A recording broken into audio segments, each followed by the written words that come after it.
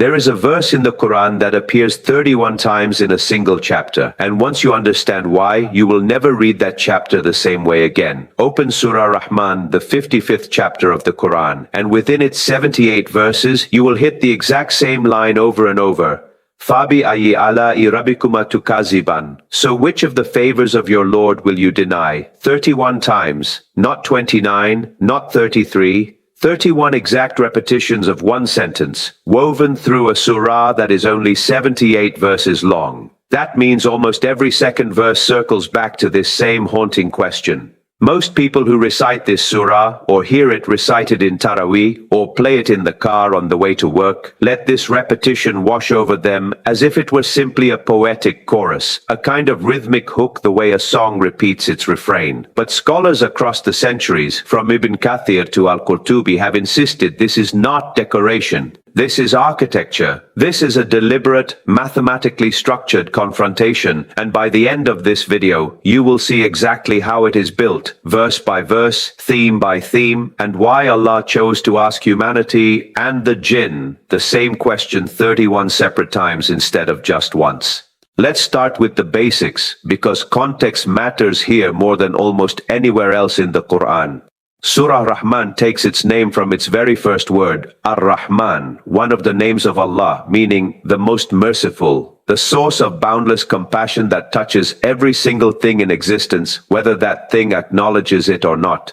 This surah has earned a nickname among scholars and reciters, Arusul Quran, the bride of the Quran. The reason for that title is the surah's extraordinary beauty. It is composed almost entirely in Saj, an old form of rhythmic, rhymed Arabic prose that predates the Quran itself, a style that gives the surah a musical, almost hypnotic cadence when recited aloud. But unlike ordinary poetry, where rhyme exists purely for aesthetic pleasure, here the rhyme and the repetition are doing theological work. They are forcing your brain to pause again and again at the exact same point, like a needle skipping on a record, except this needle is skipping on purpose, and every time it skips, it is asking you a question you cannot dodge. Now here is where it gets specific, and this is the part that almost nobody who casually listens to this surah ever notices. The 31 repetitions are not scattered randomly. Classical scholars, drawing especially from the Tafsir tradition built up around Ibn Kathir and Al-Qurtubi, broke the surah into 3 major sections, and the refrain appears a precise, deliberate number of times within each one. The first section runs from the opening verses describing the creation of the universe all the way through humanity's relationship to its environment. The second section moves into the description of the Day of Judgment and the punishment of Hellfire. The third section closes the surah with a vivid sensory description of the gardens of paradise, and inside those 3 sections the refrain shows up 8 times, then 7 times, then 8 times again, with additional placements completing the full count of 31 across the surah's structure. That is not poetic coincidence. 8 is the number of gates traditionally associated with paradise in Islamic theology. 7 is the number of gates associated with hellfire. The refrain that follows the description of creation appears 8 times, mirroring the 8 doors that lead into the gardens of eternal reward. The refrain that follows the warnings about the fire appears 7 times, mirroring the 7 doors of hell. And then, when the surah turns to actually describing what paradise looks like, what its rivers taste like, what its fruits smell like, what its companions look like, the refrain returns 8 more times, once again echoing those 8 gates. In other words, the number of times this single sentence interrupts the surah is itself a hidden signature, a numerical fingerprint that ties the structure of the language to the structure of the afterlife being described. You are not just hearing a question repeated, you are walking through a building with a fixed number of doors, and the question rings out exactly once at every threshold. So why does this matter? Why would the design of the universe's blessings, the design of hellfire, and the design of paradise all be stitched together using the exact same recurring question? Because the question itself is doing something very specific to the human mind, and to understand that, you have to slow down and actually translate the Arabic word by word, because English translations tend to flatten the meaning into something much weaker than what is actually being said.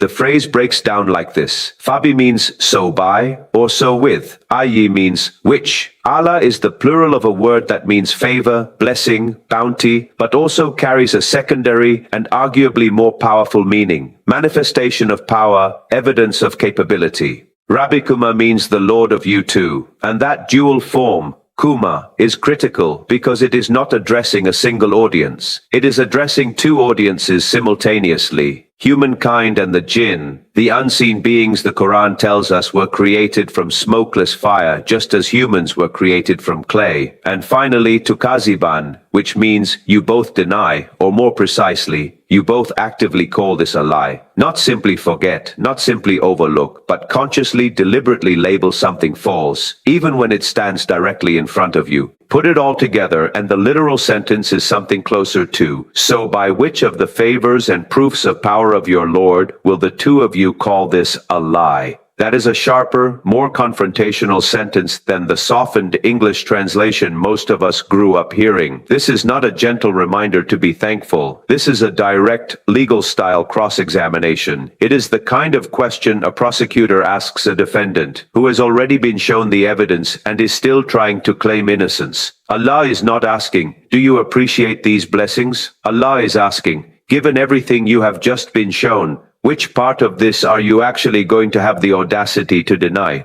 And this brings us to the real psychological genius behind the repetition, the part that explains why this verse could not have worked as a single one-time statement. Human beings by nature are forgetful creatures. The Arabic word for human being, insan, is widely linked by scholars to the root word meaning to forget. We are wired to acclimate to blessings almost instantly. Think about how astonishing it is that your heart has been beating without your conscious effort since before you were born, and yet you have probably not thought about that fact once today. Think about how miraculous clean drinking water is, how it falls from clouds formed through processes so intricate that entire scientific careers are spent trying to fully map them. And yet most of us complain more about the temperature of our coffee than we marvel at the water cycle. This is the condition the Quran is diagnosing. We are not naturally ungrateful out of malice. We are ungrateful out of sheer repetition blindness. The blessing becomes background noise the moment it becomes familiar. So Allah's solution to background noise is louder, more frequent noise of His own.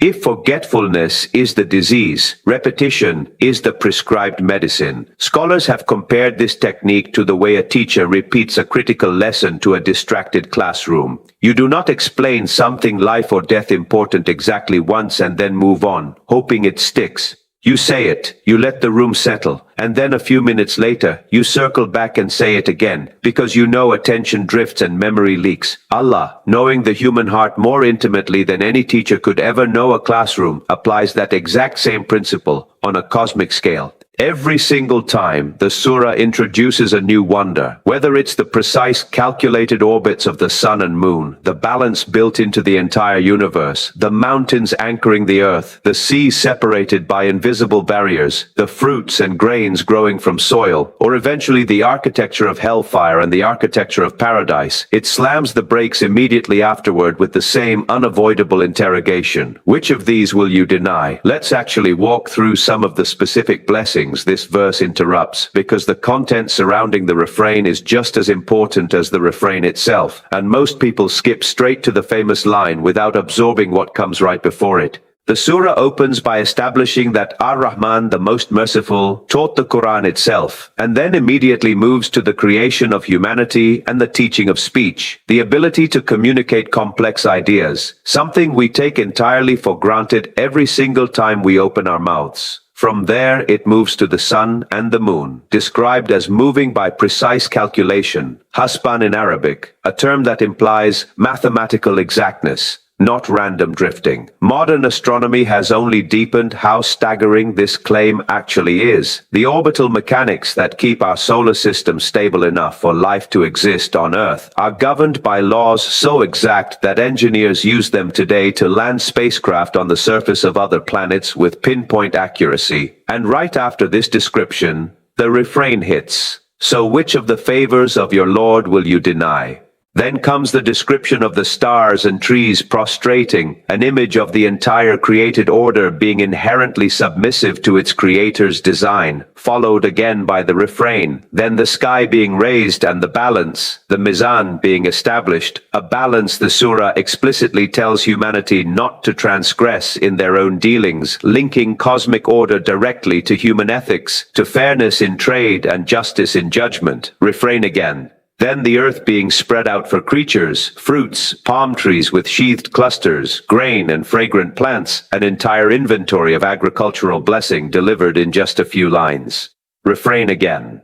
By the time you reach the 8th repetition in this opening section, you have been walked through the sun, the moon, the stars, the mountains, the seas, the crops, the very air you breathe, and the language you are using right now to understand any of this. 8 separate domains of blessing, each one capped by the same unanswerable question. And this is the part where the famous hadith becomes so moving. It is reported that the Prophet Muhammad, peace be upon him, once recited this surah to his companions, and after he finished, he asked them why they had remained silent throughout, especially at the refrain. He told them that the jinn, when this same surah was recited to them, had responded out loud every single time the refrain was spoken. Their answer, recorded in the hadith, was, "La bishay'in min ni'amika rabbana nukazzib, falakal hamd." There is nothing of your blessings, our Lord, that we deny, so to you belongs all praise. The Prophet's gentle rebuke to his own companions was essentially, the unseen creation understood the assignment better than you did. This single hadith has shaped how Muslims recite Surah Rahman ever since, and many scholars recommend reciting that exact response. There is nothing of your blessings that we deny, every single time the refrain is heard, turning a one-directional sermon into an active, participatory conversation between the reciter and the divine question being posed. Now let's move into the second major section of the surah, the section dealing with the Day of Judgment, because this is where the repetition takes on a darker, more urgent tone, and it is also where many casual listeners get confused. If the refrain means, which blessing will you deny, how can it possibly apply to verses describing the sky splitting open, turning the color of rose-tinted oil, or molten metal being poured over the heads of the guilty, or boiling water being given to drink in hellfire? How is any of that a blessing? This is exactly the question Al-Qurtubi and other classical commentators address directly, and their answer is one of the most psychologically sharp pieces of theology in the entire Quran. A warning is itself a mercy. Think about a sign on the edge of a cliff that says, "Danger, do not proceed." That sign is not pleasant to look at. It does not feel like a gift in the moment. But if that sign saves your life, if it stops you from walking off the edge in the dark, then in retrospect it was one of the most valuable things anyone ever gave you. The descriptions of hellfire in this surah function exactly the same way. Allah is not describing punishment to torment the reader emotionally for entertainment. He is describing it with vivid, almost cinematic detail. Sinners recognized by the marks on their faces, being seized by their forelocks and feet, moving between scalding water and intensely boiling liquid, precisely so that the listener understands the stakes clearly enough to actually change course, while there is still time to do so. The mercy is not in the punishment itself. The mercy is in being warned about it in advance, with enough clarity and enough emotional weight that the warning actually lands. So after each one of these terrifying images, the refrain returns. So which of the favors of your Lord will you deny? And in this context, the question becomes almost accusatory in a different direction. It is not asking you to deny that the sun exists or that water tastes good. It is asking, given that you have now been shown in explicit detail exactly what awaits those who live in denial, are you still going to deny the mercy of having been warned? 7 times this happens across the section dealing with judgment and the fire, matching the 7 gates of hell in Islamic tradition, as if the text itself is escorting the listener past 7 distinct checkpoints, each one a final chance to turn back before the door closes. And then, just when the weight of that section feels almost unbearable, the surah pivots completely. The tone shifts from terror to overwhelming beauty, and we enter the 3rd major section, the description of paradise. This is where Surah Rahman becomes almost unbearably tender, almost intimate in its imagery. 2 gardens, the Quran tells us, for those who feared standing before their Lord. Gardens with branching trees, 2 flowing springs, every type of fruit in pairs, reclining on furnishings lined with rich brocade, fruits within easy reach, companions of modest gaze whom neither human nor jinn has touched before, like rubies and coral in their beauty. And beyond those first 2 gardens, 2 more gardens, dark green in their lushness, with gushing fountains, fruit, palm trees and pomegranates, and companions again described with breathtaking imagery, secluded in pavilions, reclining on green cushions and exquisite carpets.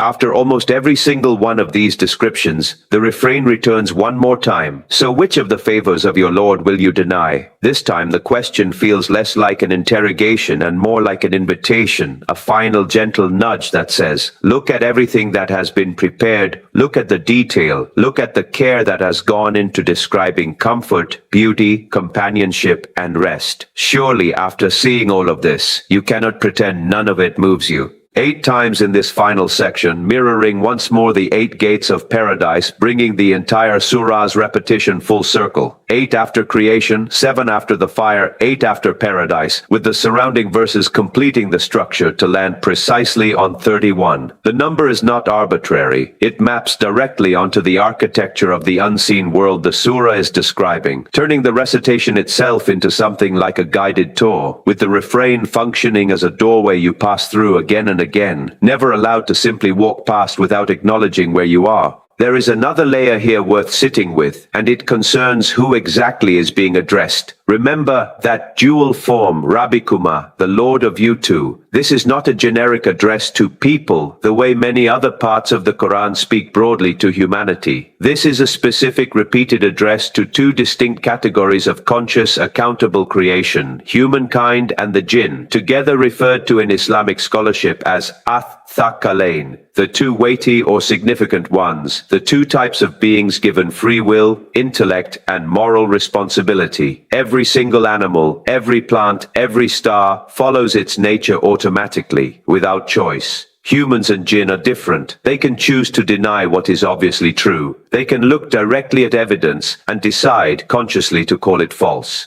That capacity for denial despite clear evidence is precisely why this surah needed a refrain built around the word Tukazziban. You both deny, rather than something softer like, you both forget, or you both overlook. Forgetting is passive. Denial is a decision, and the Quran is holding up a mirror to that decision 31 separate times, refusing to let either audience, human or jinn, claim later that they were never confronted with the truth clearly enough. This is also why many scholars describe the repetition as functioning almost like a legal device, similar to how a witness in a courtroom might be asked the same confirming question multiple times throughout a testimony to make sure nothing was missed or misunderstood, and to make sure that on the day of judgment no one will be able to claim ignorance. Allah is in effect building an airtight case, blessing by blessing, warning by warning, garden by garden, so that on the day when every soul stands to account for itself, the response cannot be, I never realized. The surah has already preempted that excuse 31 times over. It's also worth pointing out just how unusual this repetition is within the broader structure of the Quran. There are other verses that repeat across different chapters, and there are refrains within individual stories, but nowhere else in the entire Quran do you find a single sentence repeated this many times within one surah at this density, covering this wide a range of subject matter, from astronomy to agriculture to eschatology to paradise description. This uniqueness is part of why Surah Rahman has earned such a beloved place in Muslim devotional life. It is often recited at funerals, in moments of grief, and in moments of celebration alike, because its message cuts across every possible human circumstance. Whether you are mourning or celebrating, wealthy or struggling, the question remains exactly the same. Which of these countless undeniable favors are you actually going to deny? There is a deeply human observation tucked into how scholars discuss this surah that is worth sharing, because it explains why the message feels just as relevant today as it did 14 centuries ago. Human beings have a built-in tendency to notice what is missing rather than what is present. We are remarkably good at cataloging our complaints: the bill that's slightly too high, the traffic that made us 5 minutes late, the meal that wasn't quite seasoned right, and remarkably bad at cataloging our blessings: the fact that we woke up breathing on our own, the fact that clean water came out of a tap without a second thought, the fact that our eyes can read these very words on a screen. Some scholars suggest this tendency may be a kind of evolutionary leftover, useful in a survival sense back when noticing scarcity quickly could mean the difference between life and death, but harmful in a spiritual sense when it curdles into chronic ingratitude. Surah Rahman is, in a very real sense, a deliberate counterweight to that tendency. It forces an inventory. It will not let the listener glide past blessing after blessing without stopping to register them individually. And this is ultimately why this single repeated sentence has the kind of staying power that makes people return to this surah throughout their entire lives, reciting it in childhood, reciting it during illness, reciting it at the bedside of someone passing away, reciting it in moments of overwhelming gratitude. It is not simply asking you to feel thankful in the abstract. It is walking you, blessing by blessing, gate by gate, through the entire architecture of existence itself, and at every single threshold it stops and asks you directly, by name in essence, whether you are still going to pretend you didn't see what was right in front of you. 31 times, 8 gates of paradise, 7 gates of hell, 8 categories of creation, one inescapable question, asked again and again until silence is no longer a believable answer. Let's go even deeper into a few of the individual blessings the surah lingers on, because the specificity matters, and most casual recitation skips right past details that, when you actually slow down and picture them, are genuinely staggering. Take the verse about the 2 seas, often translated as, "He released the 2 seas, meeting together. Between them is a barrier they do not transgress." For centuries, this was read purely as poetic imagery, a beautiful description of rivers meeting oceans or salt water meeting fresh water. But anyone who has actually stood at the mouth of a major river flowing into the sea, or anyone who has read modern oceanographic research on haloclines, the invisible boundary layers where bodies of water with different salinity, temperature, or density meet and resist mixing for surprisingly long stretches, will recognize that the verse is describing something physically real and physically precise. 2 distinct bodies of water can sit side by side, visibly touching, and yet maintain a barrier that keeps them from fully blending, governed by physics that nobody in 7th century Arabia had any instrument to measure. And right after this verse, the refrain returns. Which of these favors will you deny? You don't have to be a marine scientist to feel the weight of that question when you actually picture it. 2 oceans pressed against each other, refusing to dissolve into one, by laws built into the fabric of matter itself. Or take the verses describing pearls and coral emerging from the sea, ornaments humanity extracts and wears, ships sailing like floating mountains across the water. Picture the actual engineering involved in something we now take entirely for granted, a massive vessel, heavier than any structure most people will ever personally build, somehow floating, somehow being steered across thousands of miles of open, unpredictable water, carrying goods, carrying people, connecting continents that would otherwise be unreachable. The surah describes this with the calm assurance of something already obvious, and then, once again asks, which of these will you deny? Or consider how this same theme of cataloging creation's blessings extends to something as fundamental as iron and metal, mentioned elsewhere in the Quran, as sent down with great strength and benefit for humanity. Modern astrophysics tells us iron is forged only in the cores of dying stars, dispersed across the universe through supernova explosions, eventually gathering into planets like Earth over billions of years. Every blade, every tool, every skyscraper's structural frame, every surgical instrument that has ever saved a life, traces its raw material back to a star that exploded long before our solar system existed. This captures the same spirit driving every single one of these 31 repetitions. Nothing you touch, nothing you rely on, nothing that keeps you alive arrived by accident or by your own unaided effort. It was placed there, prepared in advance, often across spans of time and space too vast for the human mind to fully process, and then handed to you as though it were the most natural thing in the world. This is part of why scholars describe the refrain as functioning on at least two simultaneous levels. On one level, it is addressing the obvious, visible blessings, the sun, the water, the fruit, things you can point to and name immediately. On a second,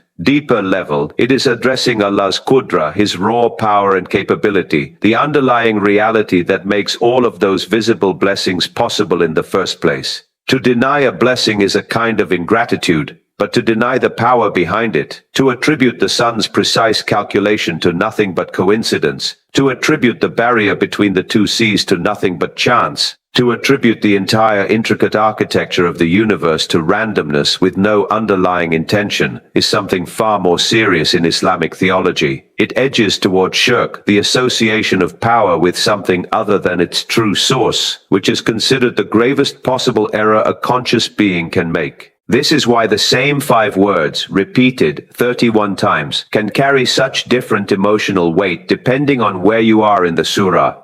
Early on, the question feels almost gentle, like a parent pointing at a sunset and asking a child if they noticed how beautiful it was. By the time you reach the description of hellfire, the same 5 words feel like a final, urgent warning. And by the time you reach the description of paradise, they feel like an open invitation, practically begging you to let yourself feel moved by what has just been described. There is also something worth saying about the surah's audience that goes beyond just humans and jinn as categories. Notice that the Quran does not simply assume universal gratitude is automatic, even among believers. The surah is addressed quite pointedly to people who already claim some relationship with their creator, and it still finds it necessary to ask them over and over whether they are going to deny what is right in front of them. This tells us something important about how the Quran views faith itself. Faith is not treated as a single declaration made once and then permanently secured. It is treated as something that has to be actively renewed, blessing by blessing, day by day, because the human heart drifts. You can sincerely believe in Allah's mercy on a Friday during prayer, and then by Tuesday afternoon find yourself complaining bitterly about a delayed flight without once connecting that flight, that airport, that entire system of aviation, back to the same chain of blessings the surah has been cataloging from its very first verse. The refrain exists precisely because belief, left unattended, tends to fade into the background just as quickly as any other blessing does. It's worth mentioning as well how this surah has been used historically in moments of communal crisis, because the 31 repetitions take on yet another dimension when recited in groups, especially during hardship.